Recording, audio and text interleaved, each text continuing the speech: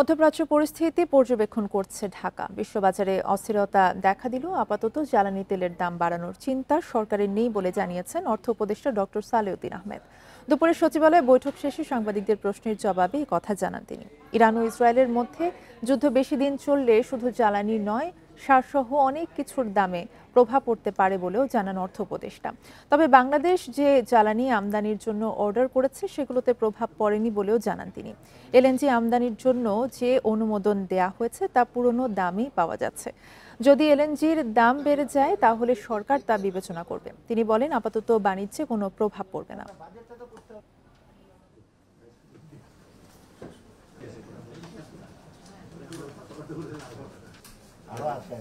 তো ইরাকের যুদ্ধে আমরা একটা অবজার্ভ করছি, আমরা দেখছি ইমিডিয়েটলি কিছুটা বেড়েছে, বাট এখন আমাদের যেগুলো আমরা অলরেডি অর্ডার প্লেস করেছি ওটা এফেক্ট করে না। আমরা অবজার্ভ করছি এই যে গ্যাস প্রাইস বা এলএনজি প্রাইস যদি বেড়ে যায় এটা উইল টেক কেয়ার হবে। আজকে যেটা দিলাম ওটা ওল্ড প্রাইসে ওরা কোট করেছে, ভাগ্য ভালো তো ওই প্রাইসে আমরা পাবো। এবারে অন্যান্য প্রসঙ্গ। 24 জুন শেখ হাসিনা এবং সাবেক স্বরাষ্ট্রমন্ত্রী আসাদুজ্জামান খান কামালকে ট্রাইব্যুনালে আত্মসমর্পণের নির্দেশ দিয়ে বিজ্ঞপ্তি প্রকাশ করা হয়েছে। আজ বাংলা এবং ইংরেজি দুটি জাতীয় দৈনিকে এই বিজ্ঞপ্তি প্রকাশ করা হয়। এতে বলা হয়, নির্ধারিত তারিখে আন্তর্জাতিক অপরাধ ট্রাইব্যুনালে হাজির না হলে তাদের অনুপস্থিতিতেই বিচার কাজ শুরু হবে। শেখ হাসিনা ও আসাদুজ্জামানের বিরুদ্ধে 6টি ধারায় মানবতা বিরোধী অপরাধ আমলে নিয়েছে ট্রাইব্যুনাল। এসব অপরাধে তাদের বিরুদ্ধে গ্রেফতারি পরোয়ানা জারির পরেও তারা পলাতক। ফলে ট্রাইব্যুনাল আইনের 31 বিধি অনুযায়ী আত্মসমর্পণের নোটিশ জারি করা হলো। এ বিষয়ে ট্রাইব্যুনাল আদেশ দেওয়ার পর চিফ প্রসিকিউটর জানান, 24 জুন পলাতক 2 আসামি আত্মসমর্পণ না করলে তাদের পক্ষে রাষ্ট্র আইনজীবী নিয়োগ করবে।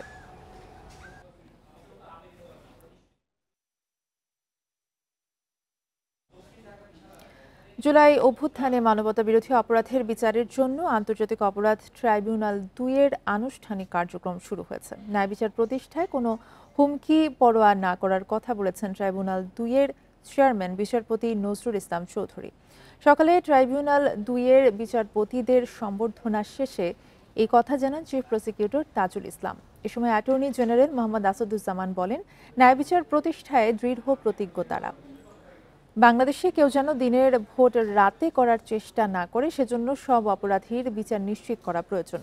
আর চিফ প্রসিকিউটর তাজুল ইসলাম জানান, জুলাই অভ্যুত্থানে মানবতা বিরোধী অপরাধের অনেক মামলা, এসব বিচার এগিয়ে নিতেই দ্বিতীয় ট্রাইব্যুনালের যাত্রা শুরু হলো। ট্রাইব্যুনাল 1 থেকে কিছু মামলা ট্রাইব্যুনাল 2 এ স্থানান্তর করা হবে। তবে শেখ হাসিনার মূল মামলার বিচার প্রথম ট্রাইব্যুনালেই হবে বলে জানান তাজুল। বাংলাদেশের ইতিহাসে আর যাতে কেউ ক্ষমতায় টিকে থাকার জন্য দিনের ভোট রাতে করতে সাহস না করে, সে যেই হোক, সেই পথ, সেই আলোর পথ দেখানোর জন্য হলেও আন্তর্জাতিক মানদণ্ডে এই ন্যায় বিচার প্রতিষ্ঠা করা প্রয়োজন। তারা ভীত নন, তারা ন্যায় বিচার প্রতিষ্ঠা করতে দৃঢ় প্রতিজ্ঞ। কোনো রকমের সন্ত্রাস তৈরি করে অথবা ভয়ভীতি দেখিয়ে এই ন্যায় বিচারকে বন্ধ করা যাবে না। তারা কেবলমাত্র আইন এবং আল্লাহ তাআলার প্রতি আস্থাশীল, সুতরাং তাদেরকে এই রাস্তার থেকে ভয়ভীতি দিকে কখনোই সরানো যাবে না, সেই অঙ্গীকার তারা ব্যক্ত করেছেন। এ বিষয়ে আরো জানাতে সুপ্রিম কোর্ট থেকে আমাদের সাথে যুক্ত আছেন সহকর্মী জাহিদুল বাশার। জাহিদুল বাশার, আন্তর্জাতিক অপরাধ ট্রাইব্যুনাল 2 এর যাত্রা, আনুষ্ঠানিক যাত্রা শুরু হয়েছে এবং যেমনটি জানানো হয়েছে যে ট্রাইব্যুনাল 1 থেকে কিছু মামলা 2 এ স্থানান্তরও করা হবে। আপনি আছেন সুপ্রিম কোর্টে, বিস্তারিত কি তথ্য রয়েছে জানাবেন আমাদের। দেখুন, এখন এখানে বৃষ্টি হচ্ছে, তো আমরা এই বৃষ্টির মধ্যেও কিছুক্ষণ আগে আমরা ছিলাম আন্তর্জাতিক অপরাধ ট্রাইব্যুনালে। সেখান থেকে এই মাত্র আমরা সুপ্রিম কোর্ট এলাকার দিকে এসেছি। এখানে সকাল থেকে আজকে মূলত সুপ্রিম কোর্টের একটি রেওয়াজ আছে, সেটি হচ্ছে যে নতুন যখন কোনো বিচারপতি নিয়োগ করা হয় বা কোনো বেঞ্চে বসেন, আপিল বিভাগও এটি রয়েছে, তাদেরকে সংবর্ধনা দেওয়া হয়। তো সেই রেওয়াজ অনুযায়ী আন্তর্জাতিক অপরাধ ট্রাইব্যুনাল 2, যেটি গত মে মাসে এটির নিয়োগ সম্পন্ন করা হয় এবং বলতে গেলে যেমনটা বলছিলেন যে আজকে কিন্তু আনুষ্ঠানিক যাত্রা শুরু হয়ে গেল, তো সেই বিচারপতিদের আজকে সংবর্ধনা দেওয়া হয়েছে। সেখানে যে প্রসিকিউশনের পুরো টিম ছিল, চিফ প্রসিকিউটর সহ, এবং অ্যাটর্নি জেনারেল গিয়েছিলেন এদিক থেকে। তো সব মিলে সেখানে অনেকগুলো বিষয় এসছে এবং আন্তর্জাতিক অপরাধ ট্রাইব্যুনাল 2 এর যিনি বিচারপতি চেয়ারম্যান, সাবেক হাইকোর্টের সাবেক বিচারপতি নজরুল ইসলাম, তিনি বক্তব্য দিয়েছেন এবং সেখানে আরও ছিলেন সাবেক একজন জেলা জজ মঞ্জুরুল বাসিত এবং মাদারীপুরের জেলা জজ, যিনি পরবর্তীতে এখন এই ট্রাইব্যুনাল 2-এর বিচারপতি হয়েছেন শাহরিয়ার কবির। এই তিনজনকে কিন্তু সংবর্ধনা দেওয়া হয়। চেয়ারম্যান এই ট্রাইব্যুনালে তিনি একেবারে স্পষ্ট করে বলেছেন যে অনেক কিছুই ঘটতে পারে। দেখা গেল এত বড় বিচার কার্যক্রম চালাতে গেলে কেউ হত্যার হুমকি দিতে পারে, সেটি গুলি করা হতে পারে, বোমা মারা হতে পারে, অনেক কিছুই হতে পারে, কিন্তু আমরা সেটিকে একেবারেই পরোয়া করব না। আল্লাহর উপর ভরসা করে এই বিচার প্রক্রিয়া এগিয়ে নিয়ে যাওয়া হবে, তিনি এটি বলেছেন। এবং এই যখন সংবর্ধনার দেওয়া হয় সেই সময় বক্তব্য রাখেন অ্যাটর্নি জেনারেল, চিফ প্রসিকিউটর। তারা অনেকগুলো বিষয় এনেছেন, তার মধ্যে গুরুত্বপূর্ণ বিষয়গুলো আপনি খবরে বলছিলেন যে কয়েকটি বিষয়, যে বাংলাদেশে শুধু জুলাই আন্দোলনের যে অপরাধ হয়েছে বিষয়টি কিন্তু তা নয়, এর আগে গত 16 বছর ধরে যে গুম করে আয়না ঘরে রাখা, দীর্ঘদিন নির্যাতন করা, সেখানে অনেকের হত্যা করে লাশ নদীতে ফেলে দেয়, অনেক বিষয়গুলো তারা সেখানে এসেছেন যে এই গুমের সংস্কৃতি থেকেও বাংলাদেশকে মুক্ত করে দরকার। সুতরাং সেই বিচারও নিশ্চিত করতে হবে। এখানে একটি বিষয় বলে রাখা দরকার, এই আন্তর্জাতিক অপরাধ ট্রাইব্যুনালে এখন পর্যন্ত 24টি মামলা হয়েছে, তো সেই মামলার কিন্তু গুমেরও মামলা রয়েছে। শেখ হাসিনার বিরুদ্ধে মোট 3টি মামলা, তার মধ্যে একটি হচ্ছে আপনি জানেন যে মূল মামলা, যেটি গতকালকে আমরা সেই খবর প্রচার করেছি, একটি আছে গুম সংক্রান্ত, আরেকটি হচ্ছে হেফাজতের যে মামলা, হেফাজতের যেই সম্মেলনে যে ম্যাসেকার হয়েছে সেখানে শেখ হাসিনাকে আসামি করা হচ্ছে। সুতরাং গুমের বিচারও কিন্তু এই ট্রাইব্যুনালে হবে। আজকে আন্তর্জাতিক অপরাধ ট্রাইব্যুনালের চিফ প্রসিকিউটর সেই কথাই মনে করিয়ে দিয়েছেন। একই সাথে সেখানে অ্যাটর্নি জেনারেল ছিলেন, তিনি অনেকগুলো বিষয় এনেছেন। তার মধ্যে গুরুত্বপূর্ণ তিনি বলেছেন যে মানুষের যে গণতন্ত্র হরণ করা, বিগত দিনে ভোটাধিকার হরণ করার যে সংস্কৃতি ছিল, দিনের ভোট রাতে করা হয়েছে, সেই বিষয়গুলো যাতে আর বাংলাদেশে ফিরে না আসে। সুতরাং এক্ষেত্রেও যারা অপরাধী আছে তাদেরও বিচারের মুখোমুখি করে পরবর্তীতে যাতে বাংলাদেশে এই ধরনের অপসংস্কৃতি বা অপরাধ কার্যক্রম কেউ চালাতে না পারে সেগুলো নিশ্চিত করতে হবে। সব মিলে আজকে আন্তর্জাতিক অপরাধ ট্রাইব্যুনালের 2-এর যাত্রা শুরু হলো। এখানে যেহেতু আন্তর্জাতিক অপরাধ ট্রাইব্যুনাল 1 সেই শেখ হাসিনার সরকার বিতাড়নের পর গত 11 মাসে 1-এর কার্যক্রম চলছে। এর মধ্যে 24টি মামলা, 357টি অভিযোগ দায়ের করা হয়েছে, সব মিলে শত শত আসামি। সুতরাং একটি ট্রাইব্যুনালের পক্ষে এটি সম্ভব ছিল না, যার কারণে সরকার 2 গঠন করেছে। সুতরাং এখন 2-এর দিকেও কিছু মামলা যাবে এবং এই 2টি ট্রাইব্যুনাল মিলে আন্তর্জাতিক অপরাধ ট্রাইব্যুনালে মানবতা বিরোধী অপরাধের বিচার প্রক্রিয়া গতিশীলভাবে এগিয়ে যাবে, তেমনটি জানিয়েছেন কিন্তু চিফ প্রসিকিউটর। ধন্যবাদ আপনাকে। জাহিদুল বাশার আমাদেরকে জানাচ্ছিলেন সুপ্রিম কোর্টের সামনে থেকে। আপনারা দেখছেন বিরতিহীন সংবাদ দুপুর। সংবাদে অন্যান্য খবরের সঙ্গে থাকছে। আগামী 48 ঘন্টায় ঢাকা সহ সারা দেশে ভারী বৃষ্টির পূর্বাভাস। কয়েক জেলায় নিচু এলাকায় দেখা দিয়েছে জলাবদ্ধতা।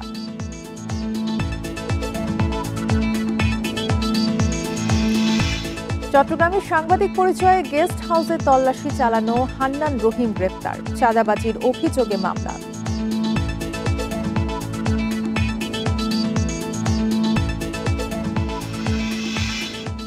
জাতীয় রাষ্ট্রের প্রয়োজনে খানিকটা ছাড় দিয়ে হলেও রাজনৈতিক দলগুলোকে ঐক্যমত্যে পৌঁছানোর আহ্বান জানিয়েছেন কমিশনের সহসভাপতি অধ্যাপক আলী রিয়াজ। সকালে কমিশনের 2য় ধাপের বৈঠকের শুরুতে সাংবাদিকদের ব্রিফিংকালে তিনি একথা জানান। এদিকে আগামী মাসের মধ্যেই জুলাই সনদ তৈরি হবে বলেও জানান তিনি। বেলা 11:30টায় রাজধানীর ফরেন সার্ভিস একাডেমিতে শুরু হয় ঐক্যমত্য কমিশনের 2য় ধাপের প্রথম দিনের বৈঠক। সেখানে যোগ দেন বিএনপি নেতা সালাউদ্দিন আহমেদ, এনসিপির তাসনিম জারা, এবি পার্টির ব্যারিস্টার ফুয়াদ, সিপিবির রুহিন হোসেন প্রিন্স, গণ অধিকার পরিষদের নুরুল হক নূর সহ প্রায় 30টি রাজনৈতিক দলের প্রতিনিধিরা। জানা গেছে আজ সংবিধানের 70 অনুচ্ছেদের ব্যাপারে ঐক্যমত্যে পৌঁছানোর ব্যাপারে বিশদ আলোচনা হবে। এছাড়া বিরোধী দল থেকে সংসদের স্থায়ী কমিটির সভাপতি মনোনয়নের প্রক্রিয়া ও সংসদে 100 নারী প্রতিনিধিত্ব রাখার বিষয়ে আলোচনা হবে। চূড়ান্ত সিদ্ধান্তগুলো অন্তর্ভুক্ত করা হবে জুলাই সনদে। সব বিষয়ে হয়তো আমরা একমত হব না, কিন্তু তারপরেও আমাদের লক্ষ্য হচ্ছে জাতি এবং রাষ্ট্রের স্বার্থে যেন আমরা খানিকটা হলেও ছাড় দিয়ে এক জায়গায় আসতে পারি। গত 2 মাসের আলোচনায়, অর্থাৎ প্রাথমিক পর্যায়ের আলোচনায় কিছু কিছু বিষয় এসছে, তাতে করে কিছু কিছু অন্যান্য প্রস্তাব এসছে। সেই প্রস্তাবগুলো আমরা সন্নিবেশিত করেছি, সেগুলো যাতে আমরা আলোচনা করতে পারি। জাতীয় ঐক্যমত্য কমিশনের রাজনৈতিক দলগুলোর বৈঠক শেষে সাংবাদিকদের সাথে কথা বলছেন বিভিন্ন দলের নেতারা। সরাসরি চলে যাচ্ছে সেখানে। শুধুমাত্র সকল রাজনৈতিক দলের চেষ্টায় হয় নাই, এর বাহিরে সকল পেশাজীবী সংগঠন, সকল পেশাজীবী এবং জনতার একটা বড় অংশগ্রহণ ছিল, যাদের আসলে কোনো প্রতিনিধি নাই। একই সাথে এখানে ছাত্রদের একটা বড় অংশগ্রহণ ছিল। ফলশ্রুতিতে আমরা মনে করি শুধু এখানে যাদেরকে ডাকা হয়েছে এরাই সারা বাংলাদেশের সকল জনগণের 100% ম্যান্ডেট নিয়ে আসতে পারে না। কারণ শুধুমাত্র রাজনৈতিক দলগুলোই যদি সকল জনগণের ম্যান্ডেট নিয়ে আসতে পারতো, তাহলে আপনারা দেখেছেন যে অভ্যুত্থানের পূর্বে কিন্তু 64 দল, 56 দল কিংবা 54 দল মিলে কিন্তু নির্বাচনের পূর্বে আন্দোলন করা হয়েছে। তখন কিন্তু সরকার পতন কিংবা কোনো ধরনের গণপ্রতিরোধ করা তোলা হয় না। ফলে আমরা মনে করি এই গণ অভ্যুত্থানে গুরুত্বপূর্ণ 3টা স্টেক হোল্ডার। একটা হচ্ছে সকল রাজনৈতিক দল মিলে একটা স্টেক হোল্ডার, জনতার একটা স্টেক হোল্ডার, এবং সকল শিক্ষার্থীরা, তরুণরা একটা স্টেক হোল্ডার। সেই জায়গা থেকে রাজনৈতিক দল ডেকে তার মধ্যে আবার কিছু রাজনৈতিক দলকে ডাকা হয়েছে, কিছু আবার ডাকা হয় না। তো কোন পদ্ধতিতে ডাকা হয়েছে সে বিষয়গুলো সুস্পষ্ট করার জন্য বলেছি। ফলে আজকে আমাদের নারী আসনের ক্ষেত্রে আমাদের এখানে প্রস্তাব ছিল, আলোচনাটা এখনো চলমান আছে, এটা এখনো শেষ হয় না। তবে সেক্ষেত্রে আমাদের প্রস্তাবনা ছিল সংসদে নারী আসনে যেন সরাসরি ভোটের মাধ্যমে হয়। কোন পদ্ধতিতে হবে সেটা এখনো আলোচনা চলমান আছে। আচ্ছা আচ্ছা আচ্ছা। ঐকমত্য কমিশনের বৈঠক শেষে নেতারা কথা বলছিলেন, সরাসরি সেখানেই ছিলাম। শপথের আগে ঢাকা দক্ষিণ সিটির দায়িত্ব নেবেন না বলে জানিয়েছেন ইশরাক হোসেন। নগর ভবনে অবস্থান কর্মসূচিতে এই কথা জানান তিনি। বলেন, সংকটের দ্রুত সমাধান না হলে আন্দোলন ছড়িয়ে পড়বে নগর ভবন থেকে রাজপথে। স্থানীয় সরকার উপদেষ্টা আসিফ মাহমুদের বিরুদ্ধে দুর্নীতির অভিযোগ তোলেন ইশরাক। বলেন, রাজনৈতিক ও আর্থিকভাবে লাভবান হওয়ার উদ্দেশ্যে প্রশাসক বসিয়েছিলেন তিনি। গেজেট প্রকাশের পরেও ইশরাক হোসেনকে মেয়র হিসেবে শপথ নিতে না দেয়ায় ফের বিক্ষোভে নেমেছেন তার সমর্থকেরা। তাদের অভিযোগ, নির্বাচিত একজন মেয়রের শপথে সরকার ইচ্ছাকৃতভাবে বাধা সৃষ্টি করছে। তারা দ্রুত ইশরাক হোসেনকে শপথ নেওয়ার মাধ্যমে মেয়র হিসেবে দায়িত্ব নেওয়ার সুযোগ দেওয়ার দাবি জানান এবং একই সঙ্গে স্থানীয় সরকার উপদেষ্টা আসিফ মাহমুদের পদত্যাগও দাবি করেন।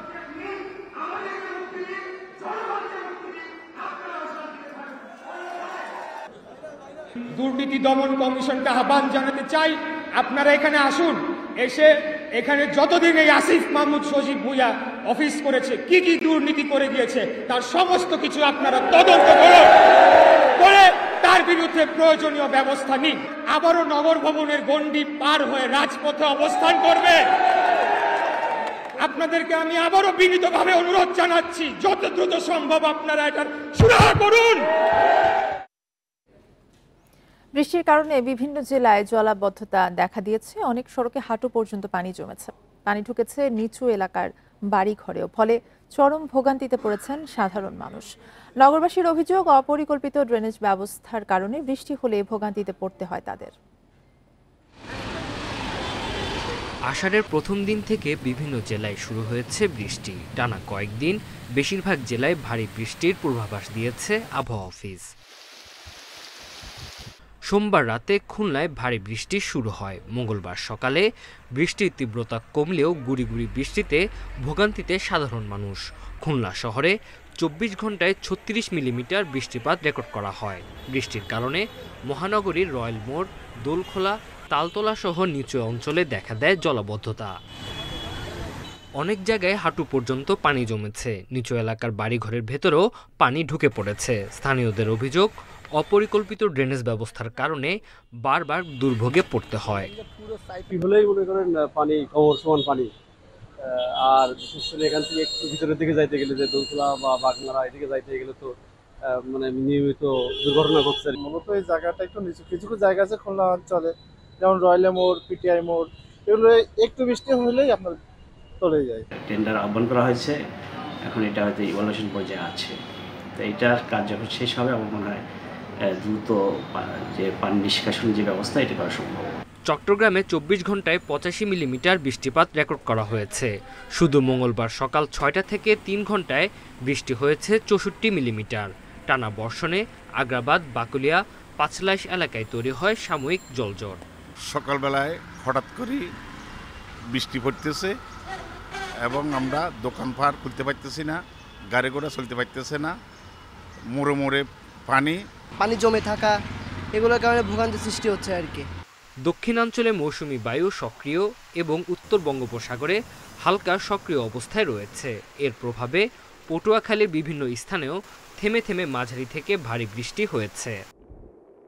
Tanzil Hasnat, independent news. এ বিষয়ে আরো জানাতে খুলনা থেকে আমাদের সাথে যুক্ত হচ্ছেন সহকর্মী অভিজিৎ পাল। অভিজিৎ, এর আগের ঘন্টা আপনি যেমনটি জানাচ্ছিলেন যে ৩৬ মিলিমিটার বৃষ্টিতে কিন্তু বিভিন্ন এলাকায় পানি উঠে গেছে, তৈরি হয়েছে জলাবদ্ধতা। আর পানি নিষ্কাশন ব্যবস্থা আসলে এই বিষয়ে আসলে কোনো ব্যবস্থা এখনো পর্যন্ত নেওয়া হয়নি কেন, এবং এর কারণে আসলে কি কি ভোগান্তি আপনি দেখতে পাচ্ছেন? প্রথমে যদি জনভোগান্তির কথা বলতে হয় তাহলে জনভোগান্তি তো শুরু থেকেই ছিল, যদিও এখন পানি অনেকটাই নামতে শুরু করেছে, যার কারণে ভোগান্তিটা অনেকটা কমতে শুরু করেছে মানুষের। তবে জনভোগান্তি রয়েছে, যেমন মানুষের বাড়িঘর ধরে পানি উঠে গেছে, সেই পানির কারণে যে ময়লা পানি বাড়ির ভিতরে প্রবেশ করেছে। রাস্তায় যে পানি জমেছে সেখানে আসলে যে ইজি বাইক বা যে গাড়িগুলো চলাচল করে আমরা দেখেছি যে ম্যাক্সিমাম ইজি বাইক এবং গাড়ি সেগুলো হচ্ছে আপনার নষ্ট হয়েছে এবং ছোট ছোট দুর্ঘটনাও ঘটেছে, রিক্সা উল্টে গিয়ে মানুষ আহত হয়েছে, এমন ঘটনা ঘটেছে। আর সকাল থেকে যে বৃষ্টি হচ্ছিল যার কারণে যে জলাবদ্ধতা, সেই জলাবদ্ধতার কারণে আসলে সকালে যারা আসলে কর্মমুখী মানুষ তাদেরকে ভোগান্তিতে পড়তে হয়েছে, বিভিন্ন শিক্ষা প্রতিষ্ঠানে যারা গিয়েছিলেন তাদেরকেও ভোগান্তিতে পড়তে হয়েছে। শহরের এই রয়্যাল মোড় সহ অন্যান্য যে নিম্ন অঞ্চল সেগুলো প্লাবিত হয়েছে, এখন অবশেষে পানি নামতে শুরু করেছে। আমরা এই বিষয়গুলো নিয়ে কিছুক্ষণ আগে খুলনা সিটি কর্পোরেশনের যিনি প্রধান নির্বাহী কর্মকর্তা আছেন তার সঙ্গে আমরা কথা বলেছিলাম। তিনি আমাদেরকে যিনি বলছেন যে দুইটা কারণে আসলে এই জলাবদ্ধতার ভোগান্তিটা বেশি হচ্ছে। একটি কারণ হচ্ছে যে খুলনা সিটি কর্পোরেশনের একটি ড্রেনেজ প্রকল্প এখন পর্যন্ত চলমান রয়েছে, বিভিন্ন জায়গায় আসলে ড্রেনগুলো সংস্কারের কাজ চলছে। এর পাশাপাশি খুলনা ওয়াসার একটি সোয়ারেজ প্রকল্প, সেটিরও কাজ চলছে, যার কারণে ড্রেনেজ ব্যবস্থা অনেকটা বন্ধ, অনেক জায়গায় বন্ধ রেখে সেখানে কার্যক্রমগুলো চালাতে হচ্ছে, যার কারণে ভোগান্তিটা অনেকটা বেশি বৃদ্ধি পেয়েছে। এর পাশাপাশি তিনি একটি বিষয় বলেছেন যে খুলনার যেহেতু রূপসা এবং ভৈরব নদী বেষ্টিত শহর, অর্থাৎ এই নদীতে যখন জোয়ার থাকে তখন আসলে এই জলের বদ্ধতার সৃষ্টি হয়, আবার যখন ভাটা হয় তখন থেকে নেমে যায়। তিনি এই বিষয়টিও এখানে তুলে ধরেছেন। এবং তার পাশাপাশি তিনি বলছেন যে এই যে প্রকল্পগুলো চলছে, এই প্রকল্পগুলো যখন শেষ হবে তখন আসলে জলাবদ্ধতা এবং জলাবদ্ধতার কারণে মানুষের যে নাগরিক ভোগান্তি, এই ভোগান্তিটা অনেকটা লাঘব হবে। তার পাশাপাশি তিনি আরেকটি কথা বলেছেন যে এর পরও সিটি কর্পোরেশন আরেকটি প্রকল্পের কথা চিন্তা করছে, সেটি হচ্ছে যে উচ্চ ক্ষমতা সম্পন্ন পাম্প স্থাপন, যাতে করে সেচের মাধ্যমে এই শহরের যে জলাবদ্ধতার কারণে বৃষ্টির পরে যে পানি জমে, এই পানিটা যাতে সেচ দিয়ে যাতে রূপসা অথবা ভৈরবে ফেলা যায়, সেই কারণে তারা একটি প্রকল্প গ্রহণ করছেন এবং সেটি এখনো পরিকল্পনাধীন অবস্থায় আছে। এটি অল্প কিছুদিনের মধ্যেই তারা এটি পরিকল্পনা মন্ত্রণালয়ে পাঠাবেন এবং সেটা পাস হলে, সেটি বাস্তবায়িত হলে জলাবদ্ধতার যে ভোগান্তি সেটি আরো অনেকটাই কমে আসবে। তবে নগরবাসীর বিষয়টি হচ্ছে যে প্রতি বছর বর্ষা মৌসুমে আসলে এই ভোগান্তিতে পড়তে হয় নগরবাসীকে, এবং এই ভোগান্তি লাঘবে তারা আসলে একটি কার্যকর পদক্ষেপ চেয়েছে। তারা বলছে যে এটি দীর্ঘমেয়াদী প্রকল্প বাস্তবায়নের জন্য এবং যার মাধ্যমে আসলে এই জলাবদ্ধতার ভোগান্তি লাঘব হবে। অভিজিৎ পাল জানাচ্ছিলেন খুলনা থেকে। চট্টগ্রামের সাংবাদিক পরিচয়ে গেস্ট হাউসে তল্লাশির ঘটনায় হান্নান রহিম তালুকদারকে গ্রেফতার করেছে পুলিশ। সোমবার রাতে তাকে কোতোয়ালি এলাকা থেকে গ্রেফতার করা হয়। চান্দগাঁও থানার ওসি আফতাব উদ্দিন জানান, গেস্ট হাউসে চাঁদাবাজির অভিযোগে তার বিরুদ্ধে মামলা হয়েছে, সেই মামলায় গ্রেফতার করা হয়েছে তাকে। আজ তাকে আদালতে হাজির করে পরবর্তীতে আইনি ব্যবস্থা নেওয়া হবে। এর আগে শনিবার নগরীর বহদ্দরহাট এলাকায় একটি গেস্ট হাউসে সাংবাদিক পরিচয়ে কক্ষে তল্লাশি চালান হান্নান। এ সময় অতিথিদের বিভিন্ন ব্যক্তিগত প্রশ্ন করেন তিনি, যার ভিডিও সামাজিক যোগাযোগ মাধ্যমে প্রচার হলে ব্যাপক সমালোচনা হয়। এই ছিল এখনকার সংবাদে। ইন্ডিপেন্ডেন্ট টেলিভিশনের সব খবর জানতে চোখ রাখুন ফেসবুক, ইউটিউব এবং এক্সে। ধন্যবাদ।